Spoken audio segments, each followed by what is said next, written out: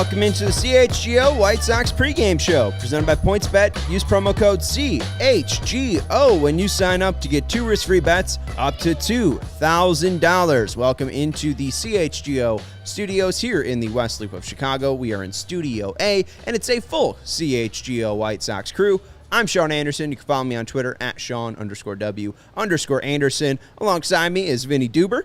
Follow him on Twitter at Vinnie Duber. He's a CHGO White Sox beat writer. And the man in the middle is Herb Lawrence. Hello. You can follow him on Twitter at Ecknerwall23. He's a CHGO White Sox community leader. And as the sideboard says, Herb's back. Yeah, Not only because you're back, but also your back hurts. Herb's back. Herb's back. Right.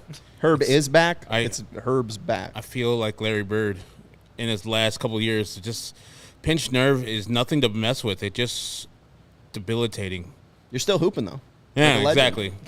Still winning the three-point contest. Still killing folks. Right. When I'm out on the court, I'm killing. Dangerous. But the time's off. Oof, friends, it's tough. And Herb's ready to bring the sunshine to this great, great White Sox team. They are trying to avoid 500. I don't know if you've ever heard that about this White Sox team, the 2022 White Sox team, but they are 62-61 heading into this one, trying to avoid 500. Again, it was a nice streak there. They won 5 games, but now they are 1-5 in their last 6. Not good.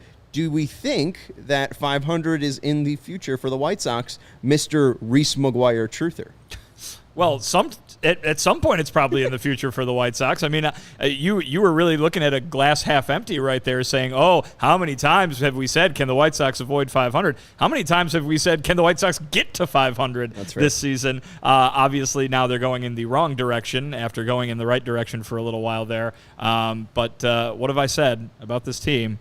Just kind of flat there around 500. That's kind of what it is. So, of course, it would not be surprising to see them hit that 500 mark again because it's kind of where they've been all season. It's just very disappointing that this team is back to going to 500. Like, today's matchup does not give me confidence that the White Sox will avoid being at 500. And I'm so glad that the Cleveland Guardians are going out there in San Diego. It's double bad because I'm a Padre fan and a White Sox fan. The Guardians are going out there and taking care of business versus a tough Padres team and having a little distance from these White Sox so we can stop pretending, like I do every day, that the White Sox have a very, very good chance of winning this division. They still do. 4 games out is not insurmountable, but they're playing like this the whole year. It's been a constant, so I don't see the light switch just turning on and them turning to be their regular selves. So this will be the White Sox future. 81-81 looks destined. Well, the true sign of it is the run differential, -33 this year, and we have not seen that at a positive number probably since like the 6th, 7th, or 8th game of this season. So it's been an ugly one for the White Sox, and I guess it's an ugly one because usually we have people joining us by now, but there's not a single comment. Damn. People don't want to watch the White Sox today. What's going on in the city tonight on a Wednesday night? Maybe everybody's out at a random Wednesday night event. I don't believe people watching. Hey, we got somebody. John saying, expecting more bad news on the show later. Hope I'm wrong. So that's the state of the White Sox right now is nobody wants to show up, and if they're showing up anxious and scared. Well, hey, what did Tony say earlier in the year? What have other White Sox people said earlier this year? You'd rather the fans were angry and vitriolic than just completely turned off and tuned out, and it seems like we're getting toward the latter here as the team has yet to come out of its malaise throughout the entire season. In the early beginnings, it was chant and fire Tony every 2 seconds, and people were frothing at the mouth over disappointment for this team, and now all of a sudden it's getting to where they didn't want it to be, which is just Right. Well, and I think it's funny, too, Herb, because recently during the win streak, the 5-game win streak beating the Astros, there was a John Greenberg piece where Brooks Boyer was like, oh, that Tuesday postgame show was the highest viewed thing overnight on TV. Oh, look at the White Sox postgame show, better than the news. And then they just go on this losing streak. We know in sports media the most important thing is winning. People pay attention when you win. Yeah. So, no shockingly, the White Sox have their biggest win of the season, or what feels like the biggest win for the season. Fans tune in and care and pay attention, and when they lose and disappoint them, they don't. And you can tell by that number that they had on NBC Sports Chicago, there's a audience out there ready to break out free. They're ready to celebrate this team if they do win the AL Central. it's not a huge accomplishment, but this season it'll be one of the biggest accomplishments because they've been playing garbage all year long. So fans are ready to celebrate. They don't want to be this way. They don't want to be negative. They don't want to be here we go again type of stuff. They want the White Sox to win. They just want the players to get their heads out of their rear ends. The manager do the same. Not much Rick Hahn can do right now, but this team needs to show why they were picked to be an AL favorite, why they were picked by Vinnie to be a World Series contender, why we picked them to be ALCS champions, right, or to be in the ALCS. That team, not even in the good winning streaks have they shown that. Like the 6-game winning streak, Boston, the Cubs, and another team, not really great. The Astros and the Tigers, that wasn't really great baseball they're playing. They just beat a good team in the Astros. So we haven't seen, okay, there they are. There's the top-notch pitching. There's the top-notch hitting. When they're getting people on base, they're getting them over and then getting them in. That's not happening yet. I haven't seen it for a sustained period of time. Really haven't seen it that many times in a game. Sans Detroit and San Francisco games. And our guy Zach coming in and saying he's fired up after watching that MLB TV piece. We've got this one in the bag, referring to Greg Amsinger, who yesterday went on MLB TV after the White Sox lost Michael Kopech in that Royals game, lost that Royals game as well, and was like, hey, the White Sox aren't out of this one, right? The White Sox can do this. They have their 3 hottest hitters hot right now. Abreu's been great in August. Loy's been great in August. Robert's been great in August. They have the easiest strength of schedule. Tony La Russa's done this before. The Cardinals were 9.5 games out at this point back in 2011, and they won the World Series, yada, yada, yada. It just feels like stuff we were saying back in May. Like, oh, look at the White Sox through the first 60 games. They're exactly like the 1983 White Sox. The issue is, and it's what Dan Plesac ended up bringing up, we just haven't seen it from the White Sox. We haven't seen them go on a 10-for-5 stretch over 15 games. We haven't seen that sink for this team, and it just really feels like, the closer and closer we get to the end of the season, the less and less that chance for that, or the chance for that, shows up. Well, all those things you rattled off just there are true. Yeah, right. And they've been true. But here's the thing is that the goal, not the goal, because obviously the players and the coaches have the same goal, obviously, but the goal posts, if you want to say, at least in terms of the fan base and folks like myself who are observing this team, have changed. It's now no longer, the White Sox can win the World Series. It's, the White Sox can still win the AL Central because the other teams in the division have given them the chance to do so. So everything that you just said is true. And as we said yesterday, Herb, when you were just at home watching instead of sitting here talking with us, they don't really even need to flip a switch. They just need the lights to go out for Cleveland and Minnesota for a little bit, and they happen to be the last team standing there. That's a very possible outcome the way things have gone, not just for the White Sox but for all 3 of these teams this year. And Baloney brings up a good point. Greg Amsinger must be TLR's son-in-law or something. Greg Amsinger is from St. Louis, so take that with a grain of salt. Tony's got up there. Yeah. Well, I guess down there. And hey, I understand, it's not going right for any team, but the Guardians, those damn Guardians beating Herb's other team. Right now they're up 7-0 in the top of the 8th.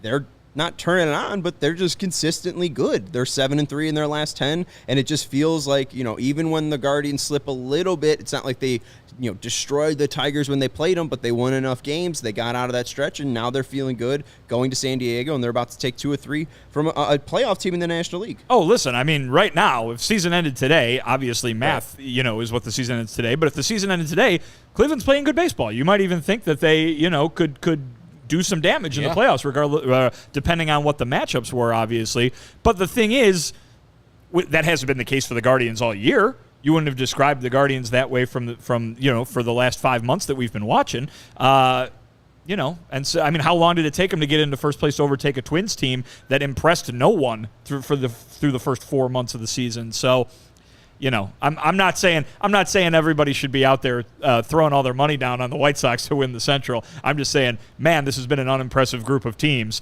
and up until very recently, we have not seen one of them be impressive at all. And right, like with the Twins, because maybe this is just popping in my head because I'm on Daryl's Twitter and it's suggesting I follow Dan Hayes, which maybe I should. But the people out in Minnesota, enough people follow Dan Hayes. You don't need to follow. Right, but the people are like, out in Minnesota, like the sky's falling in Minnesota. Things are not going well in Minnesota. But like Brendan says in our chat, last 2 games stunk, but a lot of hits. So maybe the runs can start coming. It's still the same White Sox. They might be lifeless, or they might be without like this great energy, but they're not lifeless. I guess like there's still something there. They're winning or losing 5-3. It's not like they're getting blown out 7-0.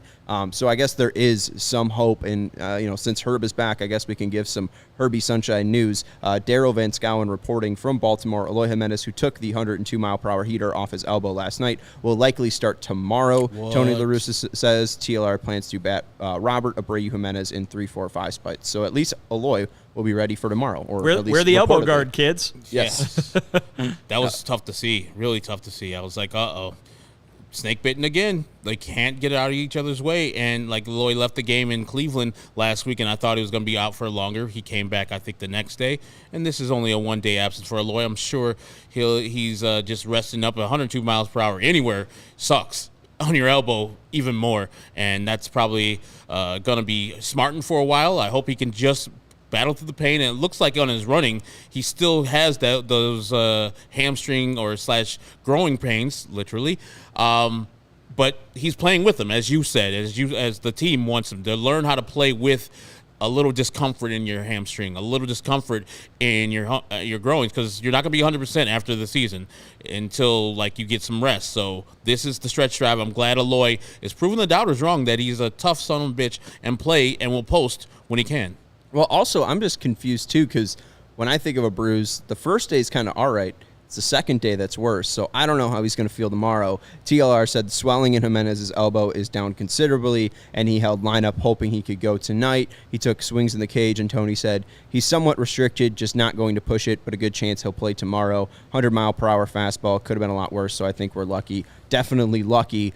Surprised in a way that he probably could have gone today, but I just worry that, this might be another injury where the Sox are like, he's got more swelling, or he's not feeling good tomorrow during BP, and it's, a 2-game absence instead of a 1-game absence. The fact that he can not be on the IL is amazing to me. So if he can play tomorrow, great. If he can play on Friday versus the D-backs when they come back home, even better. So we need him. He's been hitting the ball very well. Stung that ball yesterday for that home run. So it's going to be a big void in the lineup today, as a guy that can hit the ball to right field with some pop is going to be out of it. Had some nice walks as well, so Eloy looked like he was rounding into shape. And it seems like Yasmani Grandal is all right as well. He's taking full batting practice and hit some BP bombs as well. So it looked like Yasmani might be all right once these 14 days are up for his injury stint. Let's get into the starting Sox and talk about the starting 9 for your Chicago White Sox. Leading off is A.J. Pollock in left field. Batting second, Andrew Vaughn at first base. Batting third, Luis Robert at center field. Batting fourth, Jose Abreu at designated hitter. Batting fifth, Gavin Sheets out in right field. Batting sixth, Yohan Moncada at third base. Batting seventh, Elvis Andrus at shortstop. Batting eighth, Romy Gonzalez at second base. And batting nine, Sebi Zavala at catcher. Still no Carlos Perez. Tony La Russa said that he will likely start when Davis Martin starts in Chicago. It makes the most sense because of their, connection down in Charlotte. So Carlos Perez still has not made a start just yet. But with Eloy Jimenez not being able to be the DH, Jose Abreu gets a night off. Yeah, that's they've been talking about this for years now, the kind of silver lining of Jose getting to go over to the DH spot. He hasn't liked it. He's voiced his displeasure with playing DH for a while. As time has gone on, he's played more and more of it, so you'd like to believe that he's gotten used to it a little bit more. But, the idea was always take a guy who's plays every single day for you off his feet as much as you can and try to keep him rested, even though he's never going to accept being out of the lineup. At least you can find him some rest by putting him at the DH spot. White Sox, a silver lining tonight of Eloy taking that pitch scarily off the elbow is that they do get to provide some rest for Jose. Yep. Yeah, and the good part about it, and I'm checking the stats right now, I think he plays well as a DH. So his just plays well. Yeah, he hits slightly better, I believe, as a designated hitter than he does as a first baseman. So I know he doesn't like it, but his bat does. And him hitting home runs, he's August Abreu, but he hasn't brought the power as yet. We need him to step up and bring the power. He stepped up and brought the on-base percentage early in the season. Now, sacrifice some numbers on the batting average for a couple more home runs out there in doubles. He hasn't hit a lot of those this year, which is very surprising for a guy that usually a 30-100 guy every year. He's been a better hitter as a DH, slashing .313, .395, .479, .874 OPS. As a first baseman, .309, .383, .459, .842. So he's been better. But he's still Jose Abreu, basically. Yeah. So, and I think it makes sense, too. You're just not exerting yourself for those other innings. I think he's just getting time to rest those legs. You do need that, Jose. I understand that he's fighting against it, and he wants to be this hardo that plays every single day and be that leader. We totally understand it. But at least the silver lining with Eloy Jimenez getting hurt is they can just slide in Jose, and, hopefully he'll just have to suck it up. Because he's still very, very good and important to the Sox lineup. Let's look at the Baltimore Orioles. Starting 9, leading off for them is Cedric Mullins in center field. Batting second, Adley Rutschman at designated hitter. Batting third, Anthony Santander in right field. Batting fourth, Ryan Mountcastle at first base. Batting fifth, Austin Hayes in left field. Batting sixth, Ramon Urias at third base. Batting seventh, Rougned Odor playing second base. Batting eighth, Jorge Mateo at shortstop, and batting ninth, Robinson Chirinos at catcher. Herb, what'd you make of the Orioles in this game? It's the 5th time we've seen them, now the 6th. Very impressive team. They're young hitters. They kept on bringing different young hitters up yesterday. Stowers looked good. I forgot the other kid's name that they started yesterday, but of course you got Adley Rutschman, who is a switch hitting catcher of the future, a.k.a. Matt Wieters, but better. I think this guy is going to be a superstar. They have the pieces in place right there, and people coming up for more. They have a great minor league system. So watch out for these Baltimore Orioles, who are right there for a playoff spot. I think they're 4th place for the wild card. So a game and a half out of the last wild card spot. This will be a very good thing for them if they can find a way just to compete for the rest of the year, because going down next year with the AL East, with the Yankees, the Red Sox, the Blue Jays, and the Rays, this team can compete. And they've been having the best record in the AL East, I believe, since they played the White Sox. They've been just having great pitching performances and hitting performances. And I heard you yesterday, they gave away one of their favorite players, and then Jorge Lopez. Mm-hmm. I mean, to do that and to still compete is amazing. Like, they're retooling on the fly. And that lineup right there, while Cedric Mullins is not having the year he had last year, that guy eventually will be 25, maybe a 23 or 25 to 30 home run hitter and play spectacular defense. And they have another right fielder in Austin Hayes who plays like a center fielder. And they all hustle. You saw Austin Hayes off the bat yesterday gunning for that double that Andrew Vaughn caught off. And a good throw by Andrew Vaughn.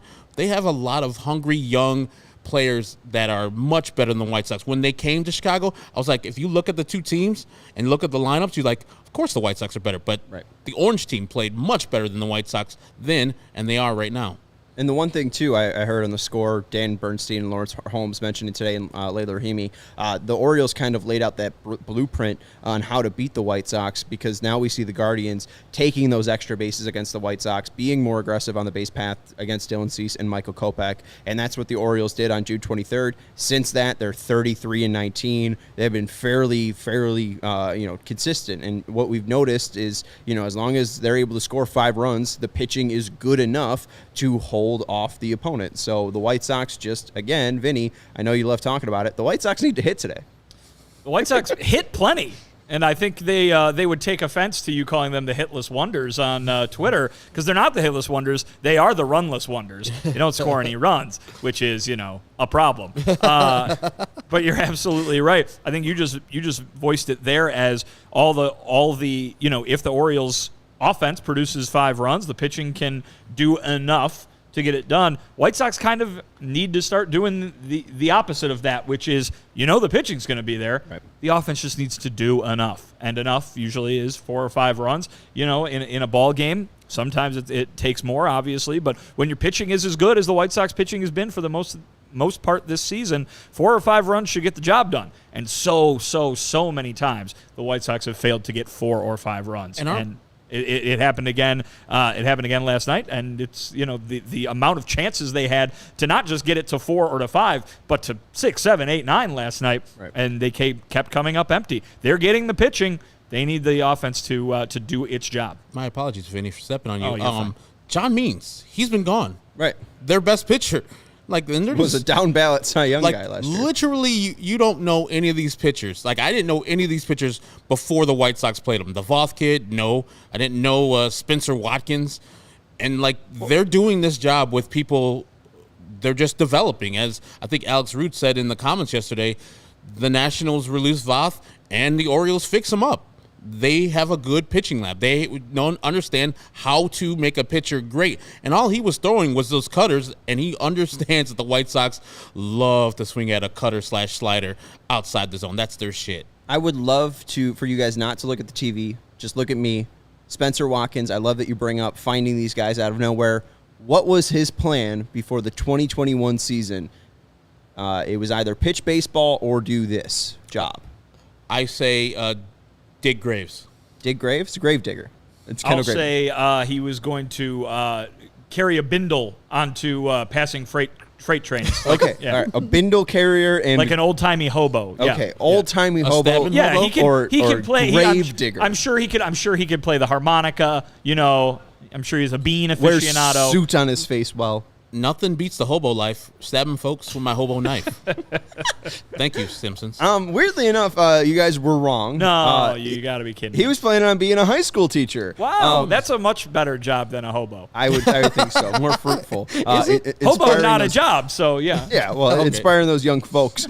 Spencer Watkins was a 30th round pick by the Detroit Tigers, was released on July 3rd of 2020 by the Tigers organization. On February 2nd, 2021, Watkins signed a minor league contract with the Baltimore Orioles organization, and prior to signing with the Orioles, Watkins had been in line to take over as the head coach of the Paradise Valley High School freshman baseball team in Phoenix, Arizona. Couldn't even get a varsity job? Oof. Couldn't even get a varsity job. Let's look at the season stats. Spencer Watkins, now up with the Baltimore Orioles, has been doing well for them in 78 innings this year, a 4.04 ERA, 82 hits allowed, 48 strikeouts, 22 walks surrendered, an ERA plus of 99. So the freshman baseball team coach is an average MLB pitcher in 2022. In his last 9 games, 48 innings pitched, a 2.81 ERA, 46 hits allowed, 7 walks, 34 Ks. So he's been very good in the past 9. What was he going to teach?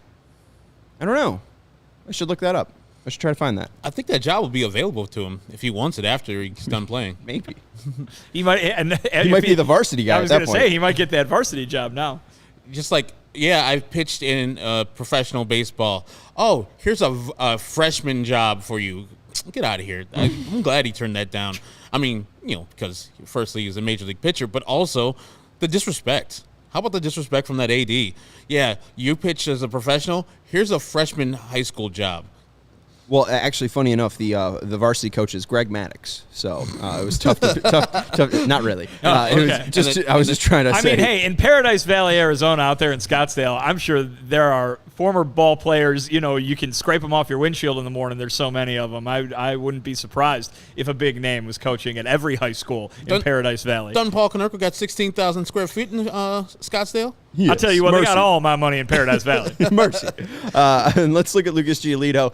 Worst pitcher in baseball in 2018. Has not been very, very good in 2022. In 116 and one-third innings this year, a 5.34 ERA, 134 hits, 132 strikeouts, 44 walks surrendered, and an ERA plus of 74. Rusted says in the chat here, Giolito might be playing for his future as a member of the White Sox now. Love the guy, but he's clearly the kind of still valuable piece that Hahn might deal to shake things up given his contract status. You mentioned it, Vinny, that the White Sox need a good pitching performance, or the White Sox have been getting good pitching performances. It's been on the offense to come through, but Lucas has been struggling to find it, and the last outing did end up, not all on him, but a 21-5 loss to the Houston Astros. So it wasn't a good time out for Lucas last time out. What are we expecting, and maybe what are kind of the signs of Giolito getting right?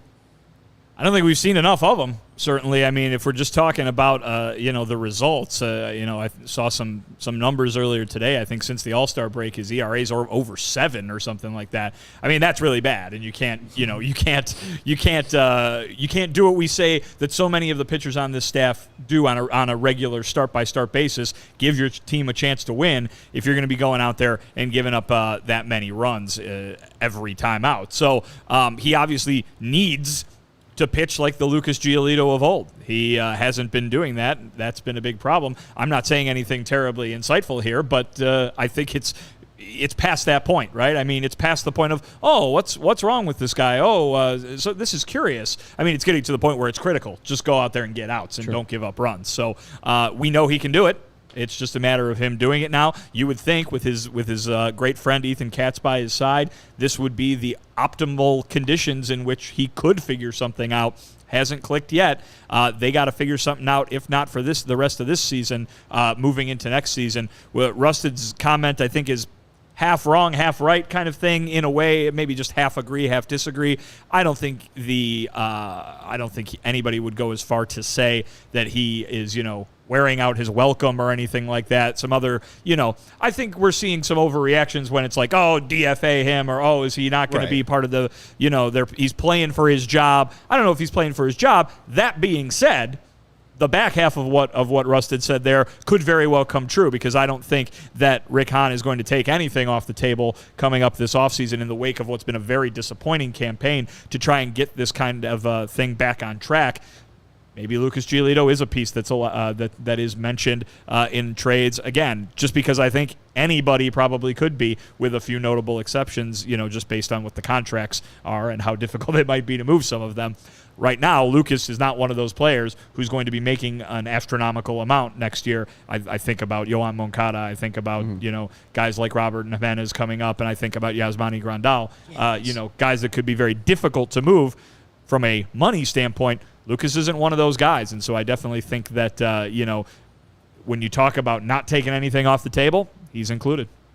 Yeah, and I agree with you, Vinny. Like, Lucas is going to be here next year. The thing I am holding on to is that this offseason, legally or technically, he could not work with Ethan Katz in the offseason for the most part, and so that might have harmed him. While Dylan Cease has progressed to the level he's at right now, it seems like Lucas has fallen off the table, and I would love an offseason with his mentor, with this guy that taught him how to pitch or was his pitching coach in high school. That guy can maybe get him back right, and somebody says, develop the slider again a little bit further, get the changeup working, go more to a cutter. Yes, I think you were saying you're throwing this low in miles per hour, mix in a cutter with it, then you can have some different swings on your fastball. They won't be just sitting dead red on a 92, 93 mile per hour fastball. So I'm not done with Lucas. I know he's going to be here next year, and there's very, very little doubt that he won't be traded. Because, firstly, he's at an all-time low in his value.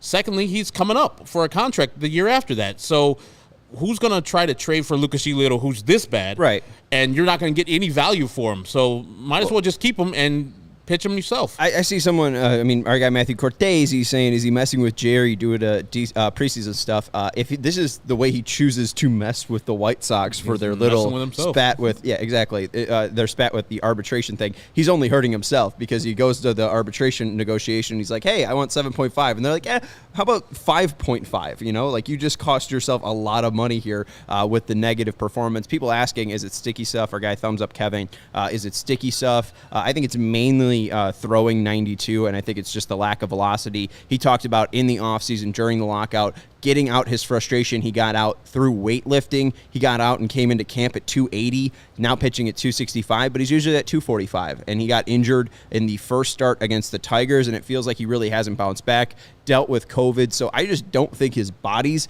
in a good spot. I think his mechanics are off. And a big thing that I noticed in the Astros game where it kind of unraveled for him is he'd get to 2 strikes, and then he would leave it just a little bit up or a little bit down, right? He wasn't nailing those spots exactly where he needed to. Granted, it was against a very great Astros team, but this is a very talented Orioles team. I'm concerned about Lucas tonight against this team. I do like the Orioles on the money line at +100 on our favorite app, the PointsBet Sportsbook app.